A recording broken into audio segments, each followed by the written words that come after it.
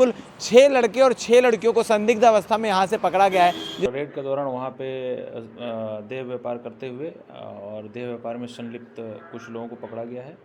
सब में लड़कियों की फ़ोटो भेजना, फ़ोटो के बाद जब लड़कियां सेलेक्ट कर ली जाती है उसके बाद उन लड़कियों को होटल के कमरे में बुलाना, पैसों की लेन देन करना और उसके एक मैनेजर है और मैनेजर के साथ एक और अन्य व्यक्ति है, वो 2 व्यक्ति इसमें अभी पकड़े गए हैं फिलहाल। पुलिस के पास खबर पहुंचती है कि काफ़ी अधिक संख्या पे यहाँ पर लड़का और लड़की जो कॉलिंग करके बुलाई जाती है, कॉल गर्ल भी जैसे कहा जाता है, उस प्रकार की चीज़ें भी चल रही थी। इस पूरे मामले को लेकर यहाँ के मैनेजर और साथ में काम करने वाले एक लड़के के ऊपर तमाम कार्रवाई की जा रही है। और भिलाई में एक बार फिर देह व्यापार का काम धड़ल्ले से चल रहा है। मेरे पीछे तस्वीर में आप जिस होटल को देख पा रहे होंगे, hotel Isha, OYO hotel Isha, AC non AC room available 24/7। इस होटल में देह व्यापार का काम चल रहा था। आपको बता दें कि पुलिस को काफ़ी लंबे समय से सूचना मिल रही थी कि इस होटल में देह व्यापार का काम चल रहा है। आज पुलिस के पास खबर पहुंचती है कि काफ़ी अधिक संख्या पे यहाँ पर लड़का और लड़की बरामद है। तुरंत पुलिस की टीम तत्काल यहाँ पर पहुँचती है और दबिश देती है। दबिश देने के दौरान आपको बता दें कि ऐसी जानकारी निकलकर सामने आ रही है कि कुल 6 लड़के और 6 लड़कियों को संदिग्ध अवस्था में यहाँ से पकड़ा गया है, जिसके बाद उन पर कार्रवाई की जा रही है। सूत्रों की माने तो ऐसी जानकारी भी निकलकर सामने आ रही है कि इस होटल में कुछ कपल थे जो इंडिविजुअली यहाँ पर आए हुए थे अपना समय व्यतीत करने के लिए, और इसके साथ ही कई लोग ऐसे भी थे जो देह व्यापार में संलिप्त थे, यानी कि जो कॉलिंग करके बुलाई जाती है, कॉल गर्ल भी जैसे कहा जाता है, उस प्रकार की चीज़ें भी चल रही थी। इस पूरे मामले को लेकर यहाँ के मैनेजर और साथ में काम करने वाले एक लड़के के ऊपर तमाम कार्रवाई की जा रही है और बाकी जो लड़का और लड़की को पुलिस ने पकड़ा है उसे पूछताछ की जा रही है। आपको बता दें कि जब भी इस प्रकार के देह व्यापार का मामला निकलकर सामने आता है तो एक पैटर्न देखने को मिलता है कि व्हाट्सएप में लड़कियों की फ़ोटो भेजना, फ़ोटो के बाद जब लड़कियाँ सेलेक्ट कर ली जाती है उसके बाद उन लड़कियों को होटल के कमरे में बुलाना, पैसों की लेन देन करना और उसके बाद से धड़ल्ले से देह व्यापार चलाना।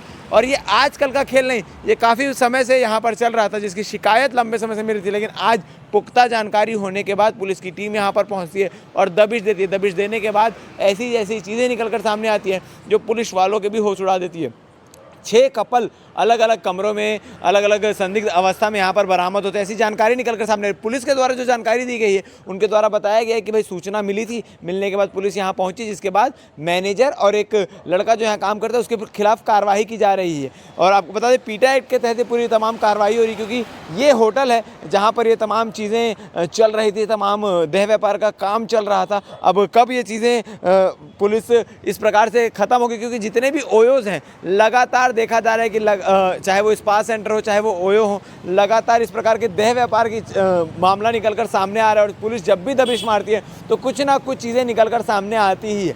ऐसा नहीं है कि देह व्यापार की केवल अफवाहें उड़ाई जा रही है। दुर्ग भिलाई में देह व्यापार का जो एक सिंडिकेट है वो काफ़ी तेज़ होता दिखाई दे रहा है। ये लड़कियाँ कहाँ की थी, कहाँ से आई थी, किस प्रकार से थी, नियमों के तहत उनकी जानकारी हम आप तक साझा नहीं कर सकते, मगर आपको बता दें कि देह व्यापार का काम धड़ल्ले से होटल ईशा में चल रहा था। इस पूरे मामले को लेकर सीएसपी सत्यप्रकाश तिवारी क्या कह रहे हैं, आप आगे बाइट में सुनिए। क्षेत्र में ईशा होटल में आज देह व्यापार की सूचना पर पुलिस के द्वारा रेड किया गया है और रेड के दौरान वहाँ पे देह व्यापार करते हुए और देह व्यापार में संलिप्त कुछ लोगों को पकड़ा गया है।